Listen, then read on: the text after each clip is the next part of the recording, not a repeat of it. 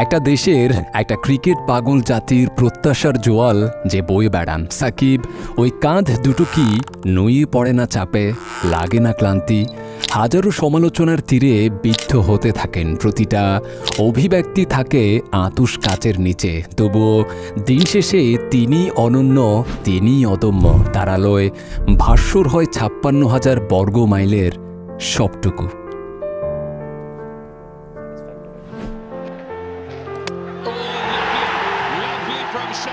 ওই বাঁ হাতের মোচড়ে জাদু আছে। দুনিয়ার তাবৎ ব্যাটসম্যানের গলদঘর্ম হয়ে যায় সেই মায়াজাল কাটাতে, রান দেয়াতে ভীষণ কিপ্টে দলের প্রয়োজনে ব্যাটসম্যানের প্রতিরোধ ভেঙে নিয়ে আসেন উইকেট। কবি নন, তবুও ২২ গজে তার বাঁ হাতে লেখা হয় অমর কাব্যমালা, এই দেশটার ক্রিকেটের নতুন অধ্যায়ের বিরোচন।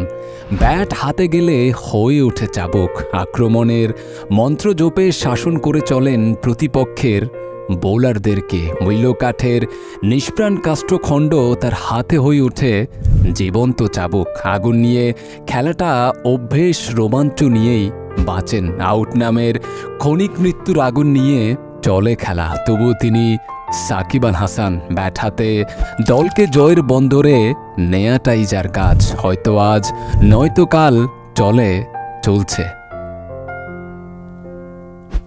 ব্যাট আঁকড়ে কিংবা বলের ঘূর্ণনে ম্যাচে তার ছাপ রয়েই যায়। ৫টা উইকেট, একটা শতরান কিংবা দারুণ কোনো ফিল্ডিং, স্মৃতির কোটরে আটকে রয় হাজারো স্মৃতি। ও যে সর্বকাজের কাজী, অলরাউন্ডার।